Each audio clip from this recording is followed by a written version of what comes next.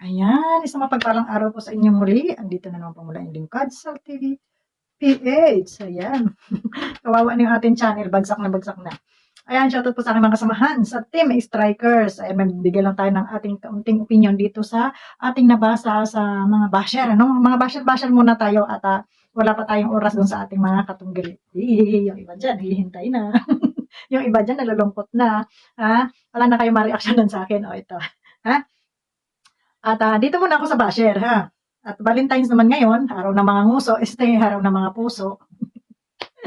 Kaya dito muna tayo. So, ayan. At ano nga ba itong ating re-reaction ng short video lamang po ito. Pakitapos nyo hanggang dulo. At sa mga masisipag dyan na hindi na mag-skip ng ads, huwag nyo nang i-skip. No? Dahil kawawa naman tong ating channel na to, pinagtatawanan na ng mga kalaban na akala nila ang laki-laki ng kinita natin dito na hanggang ngayon ay 10 euro pa lang, anong petsa na. Kailan natin mabubuno yung 100 euro pagdating ng 1 year. So, ayun. At sino ba ang ating reaction nandito kundi ito si Milagros Carpina. Shout out sa iyo Milagros Carpina. No? Na talaga namang pagka nakakarimarim, nakakasuka ang iyong pinagsasabi dito sa comment section ni Kalinga Prab. Bagaman siguro ito kumbaga, hindi napansin ni Kalinga Prab na may mga ganito ng bashing sa kanyang comment section sa dami ng mga nagko-comment. So, ayun, at ating basahin po yung comment. Napaka-brutal po nitong basher na ito, na hindi ko alam kung ito ay nagtrabaho sa warehouse o talagang ito ay sadyang pakangkang. Sorry sa words, pero talagang ito yung comment na nabasa ko na grabe ka brutal. Di ba? Grabe ka brutal. Sabi niya dito, dapat pinakan muna. Pinakan. Ang huli, no? Ano ba yun? Kayo na mag-isip. So, parang ang hirap kong bigkasin. Pinakan. Muna yan para hindi masayang ang pera ng sponsor. Sponsor, mga mayayaman naman na yon sponsora ng sponsor. Hindi na tumutulong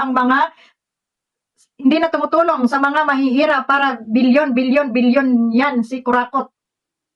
Ibig sabihin dito, diretsahin ko na kaya yung words, para maintindihan nyo. Sabi niya dito, bahala na. Brutal kasi masyado. Ayun, at hindi na raw tumutulong si Kalinga Prab sa mga mahihirap. Bilyon na raw ang nakukurakot. No? So ano to, politiko? Anong tingin nyo kay Kalinga Prab? Politics. Nasa politiko ba si Kalinga Prab para kumita ng bilyon? O kung may kitain man ito sa kanyang mga social media account, ito ay kanilang pinaghirapan. Ikaw daw yung magsasayaw dyan, sama mo ang pamilya mo, mag-tiktok ka dyan, mag-reels ka dyan. Ang dami nilang pwedeng pagkakitaan sa social media na ginamit talaga nila ang social media para pagkakitaan. Ngayon, ano ang masama doon? Ano ang masama doon? Dahil ba hindi kayo marunong humarap sa kamera? Dahil ba hindi kayo marunong kumita sa pamamagitan ng social media? Dahil ba inggitero at inggitera kayo sa kung mayroon ang iba? Yun ba? Alam nyo kasi, kagaya nitong sinasabi mo, hindi man to aso para pakantot mo dyan sa, Diyos ko Lord, bibig. Tayo na, mas madali pa sa akin magburay, pero yung ganito ka-brutal, parang ang hirap-hirap, parang ang hirap-hirap bigkasin, sa totoo lang. Ako sabi nyo, balahura na, pero hindi ko na imik ito, ni minsan, pero itong babaeng itong si Milagros, ay naku Milagros, grabe ka. Basahin nyo na lang, kayo na lang magbasa, nasa na yan, ayan. Ay, malabo. Ayan. So, ang hirap basahin. Basta bigyan ko na kayo, isulat nyo, P-I-N-A, yung pina. Tapos, K-A-N-T-O-T. Kayo na, anong words yun? Ganon, tapos mo na yan para hindi masayang ang pera ng mga sponsor. Ano yun? Ano ibig nyo sabihin? Baboy itong mga ito na basta na lang pabarakuhan at para hindi masayang ang pera ng sponsor? Ay, nakakarimarin ka ating Milagros Carpena. Shout out sa iyo kung ikaw man ay may anak. Siguro ganito yung gawain mo o ganyan ang ginagawa mo sa mga anak mo, no? Pinapakangkang mo. So, yun na lang. Siguro madali-dali pang words. Pero yung sinabi niya dito, talagang brutal at nakakarimaring na salita. Kahit ako ay isang balahura, pero ako sabihin nila ako'y palamura. Tangina, palamura talaga ako. Pero pag ganito ng mga salita, masyado na itong brutal, Inday.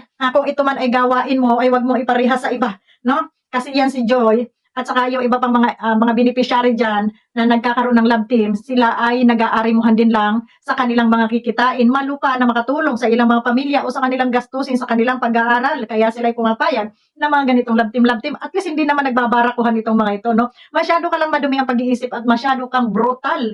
Aling Milagros, siguro lola ka na o galing ka sa beer house, no? Siguro ay pokpok ka nung araw. Ganun na lang. Medyo hindi pa masagwang pakinggan, ano?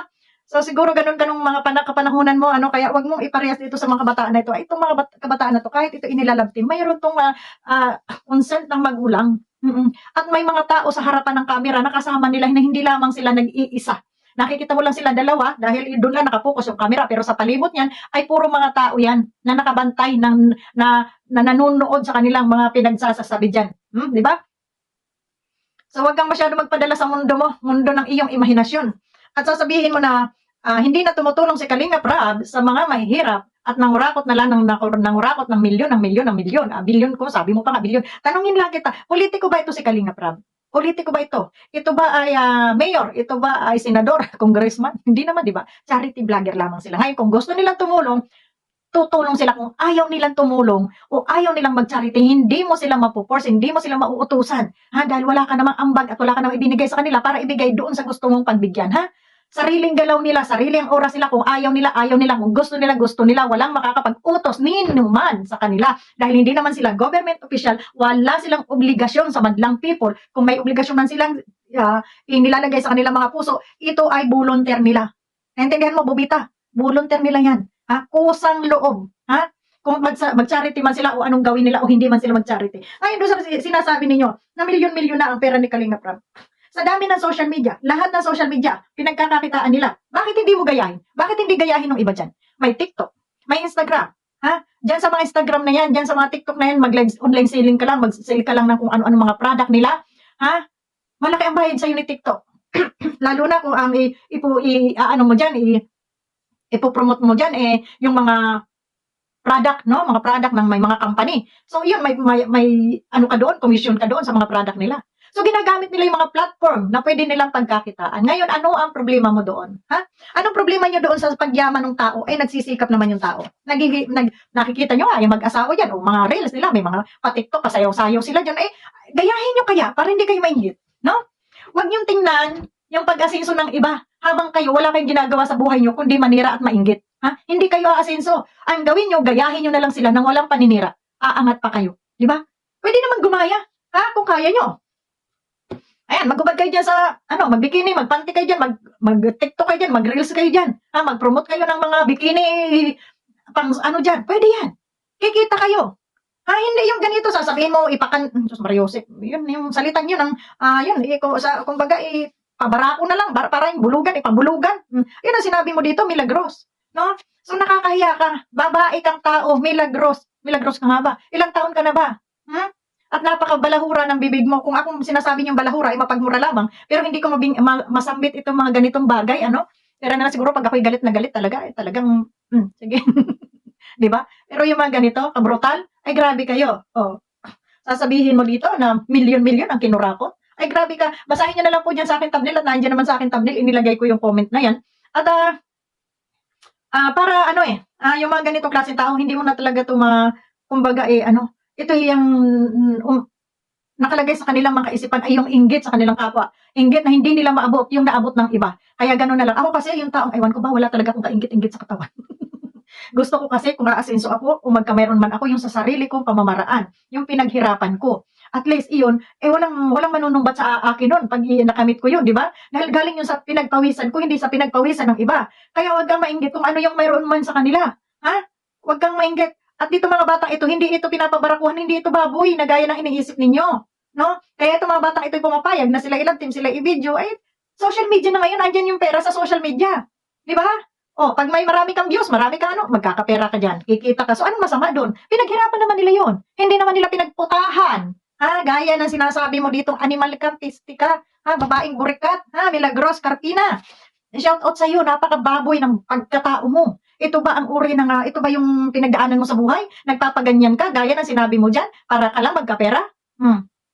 Di ba? At sasabihin mo, bilyon ang kinurakot ni Kalingap Rab. Kanino? Saan ang rakot? Sa DepEd? Sa PhilHealth? Diyos mio. Walang kinurakot kung ang mga tao na narito sa social media ay umasenso ang buhay sa pamamagitan ng kanilang kinita, malamang pinaghirapan nila yan. Ha? Pinaghirapan nila yan. Yung pag-i-edit na lang, yung paggawa ng content, nag-iisip ka dyan, pagod yan, utak. Ha? Utak ang ginagamit dyan. Ha? At saka yung iyong talent. Eh kung wala ka nun, lahat, wala ka nang utak, wala ka pang talent, ay magbigti ka na lang, day. Magbigti ka na lang para masaya yung buhay mo, ha? Huwag kang pambas ng pambas dito kay Joy at kay Franz. Oh, meron pa ako narinig kanina doon sa live ni Kuya July. Na kesyo may nagbabanta sa buhay ni Franz. Na kesyo bubugbugin daw, wag na magpakita sa diet. Diyos mio, ano bang kinakanggitan niya sa mga tao? Ewan ko ba bakit ganyan ang ugali ng mga tao dyan sa Pilipinas? Ano kayo mga adik na ban lahat? Ha? At ganyan na yung mga pag-iisip ninyo? Nakita nyo lang na medyo umangat-angat yung kapwa ninyo, ganyan na. Pinag-iisipan nyo na papatayin, bubugbugin. Ha? Ano kayo? Mga nakaka-drugs na ba? At talagang ganyan ang takbo ng mga utak ninyo? Wala na bang kabutihan diyan sa inyong mga puso na ibig ko sabihin ba yung maging masaya kayo sa narating ng iba? Bakit kaya hindi kayo maging masaya? Bakit kaya ganun? Ako kasi pag may nakita akong umangat ang buhay, naging masaya, masaya rin ako. 'Di ba? Parang kahit hindi man ako yung parang feeling ko ako na rin yun. Ha? Yung kapwa ko na umangat sa buhay. Oh. Wag lang yung manira. Ay hindi maganda yun. Yung lagi kang nakakontent gaya dyan ni Sangkay na puro paninira ang gawa, ay hindi din maganda naman yun. Ang maganda dyan kung yung umasenso ka na marami kang bagamat may mga basher, hindi naman maiiwasan yung mga basher na yan dahil hindi naman lahat yan ay pabor sa atin, sabi nga. Pero mas maganda kasi yung kumita ka ng hindi ka naninira ng kapwa mo. Ano ka lang sa talaga, yung hindi ka nang iinsulto, di ba? Hindi ka nga nagmumura. Insultador ka naman, mapanglait ka naman. Eh anong pagkakaiba mo doon sa nagmumura? Mas malala nga kayo eh. Mas malala nga yung hindi nagmumura dahil nasa ilalim ang kulo. Yun, ha? Nasa ilalim ang kulo ninyo. So, yun lang. Maraming salamat and God bless. Kita-kita tayong muli sa ating pagbalik. Bye-bye!